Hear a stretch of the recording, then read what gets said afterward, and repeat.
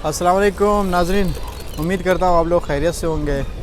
तो आज इस वीडियो में मैंने कहा चलो आप लोगों को बताऊँ कि आप लोग भी इस शहर में कैसे आ सकते हैं और कौन से डॉक्यूमेंट्स हैं आप तैयार करके और आप लोग यहाँ पे आ सकते हैं और अप्लाई कर सकते हैं और आसानी से स्पेन का वीज़ा ले सकते हैं।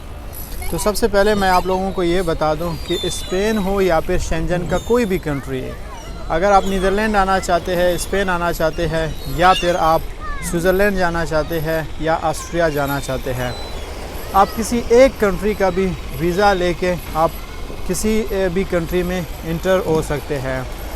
तो यानी तो फिर आप इसमें हम लोग क्या करते हैं, जो आपका कंसल्टेंट हो या फिर अगर आप लोग मुझे एज अ कंसल्टेंट हायर करेंगे तो मैं सबसे पहले इस कंट्री के वीज़ा की जो रेशो है वो देखता हूँ कि इस मुल्क की जो वीज़ा रेशो वो कैसी है।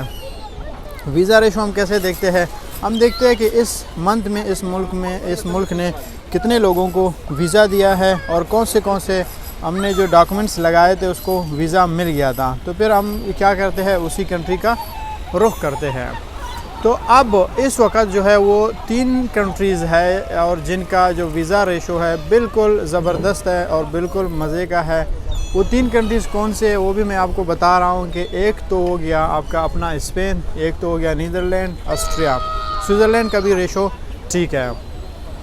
तो ये कंट्रीज़ जो है ये आपको वीज़ा दे देते हैं। और दूसरी बात यह है कि ब्रदर देखो, आप लोगों में से जो भी बंदा बाहर निकलना चाहता है ना, आप लोगों को एक प्रोसेस के तहत से गुजरना होता है। हर चीज़ आसानी इजीली आपको प्लेट में नहीं मिलता है। प्रोसेस क्या होता है, वो प्रोसेस ये होता है कि जिस मुल्क में आप जा रहे हो वो मुल्क ये ज़रूर देखेगा कि बंदा भाई जो आ रहा है मेरे मुल्क में ये है कौन। वो इसकी हिस्ट्री को देखता है, वो इसके कारोबार को देखता है, इसके बिज़नेस को देखता है। वो देखता है कि भाई इस बंदे के पास इतने पैसे है कि मेरे मुल्क में आ जाएँ, यहाँ पे घूमे फिरे। जैसे अभी देखो यहाँ पे आते हो आप, ये जो नज़ारा देखने के लिए, यहाँ के इन्वायरमेंट एंजॉय करने के लिए यहाँ पे आसपास होटल्स होते हैं। वो जो सामने आपको दिख रहा है वो होटल है।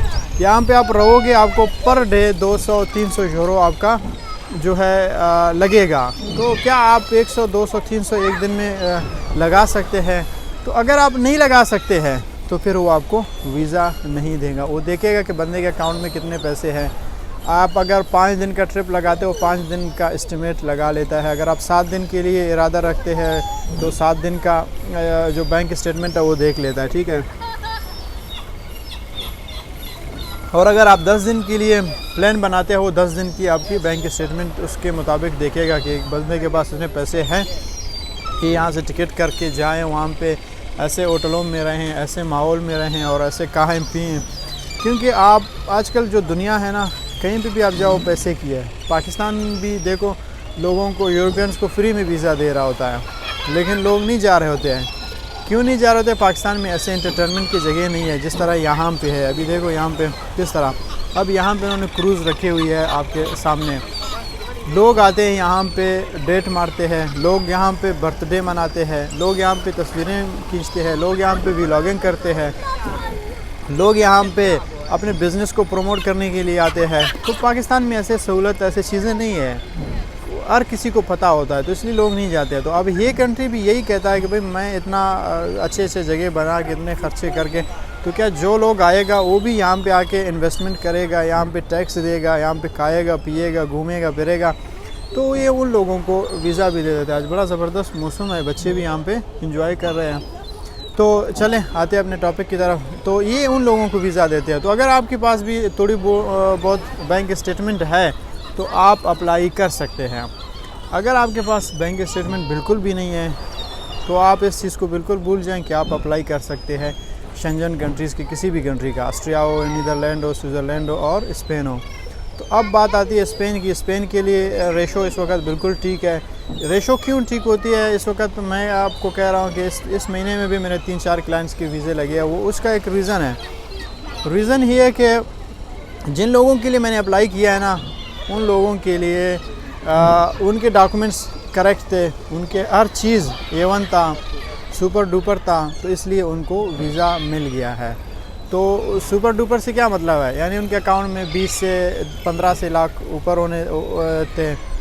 और उसके साथ साथ उसके जो बिज़नेस है वो भी उन्होंने शो करवाया। टैक्स पेयर्स थे, एनटीएन भी उनके बने हुए थे और बाकी भी उसके डॉक्यूमेंट्स मतलब सही थे। प्रॉपर्टी के भी डॉक्यूमेंट्स लगाए थे उन्होंने और उन्होंने अपने कारोबार बिज़नेस के हवाले से भी डॉक्यूमेंट्स कुछ शो कराए थे। और दूसरी बात, बाकी जो पर्पज़ ऑफ विज़िट था वो तो मैंने सब कुछ उनको बना के दिया था और उनको मैंने ट्रैवल प्लान भी अच्छा सा बना के दिया था। ट्रैवल प्लान ब्रदर देखो, अभी एक जगह है यहाँ पे, खूबसूरत जगह है, यहाँ पे मैं आया हूँ, इस जगह का नाम मैं जानता हूँ, इस लोकेशन को मैं जानता हूँ, इसकी टाइमिंग का मुझे पता है, इसकी हर चीज़ का मुझे पता होता है। और मुझे पता होता है कि जिस बंदे के लिए डॉक्यूमेंट्स में बनाता हूँ पेपर, तो उसकी जो ट्रैवल प्लान मैं कैसे बनाता हूँ, इसलिए मैं अच्छा ट्रैवल प्लान बना सकता हूँ। मैं यहाँ पे हूँ, इस मुल्क में हूँ, मैं स्पेन में हूँ, मैं जर्मनी में भी जाता हूँ, मैं बाकी कंट्रीज़ के भी बारे में मेरे पास काफ़ी इन्फॉर्मेशन है और आगे भी जाके मैं जाऊँगा, देखूँगा, घूमूँगा और उन जगहों की जो टूरिस्ट प्लेस है उनके बारे में मालूमात ले लूँगा तो और ले भी सकता हूँ। और जिन जिन कंट्रीज़ में मैं गया हूँ उनके बारे में मुझे पता है और उनके लिए मैं एक अच्छा ट्रैवल प्लान बना सकता हूँ। आपका अक्सर जो वीज़ा रिजेक्ट होता है वो ट्रैवल प्लान और पर्पज़ ऑफ विज़िट के हवाले से होता है और वो सारी चीज़ें जो है मुझे पता होता है, इसलिए मैंने सब कुछ करके अपने क्लाइंट्स की वीज़ा लगवा दिया है और उनको यहाँ पे बुलाया भी है। तो बाकी अभी आप लोग भी देखें, अगर आप लोग इस चीज़ को, इस मौसम को, इस खूबसूरत नज़ारे को देखना है, इस मुल्क में आना है, बाहर निकलना है पाकिस्तान से, तो आप लोग भी थोड़ा बहुत हिम्मत करें, अपने छोटी मोटी फ़ाइल बना लें और फिर उसके बाद अप्लाई करें, तो इंशाल्लाह आपका भी वीज़ा लग सकता है। Thank you so much.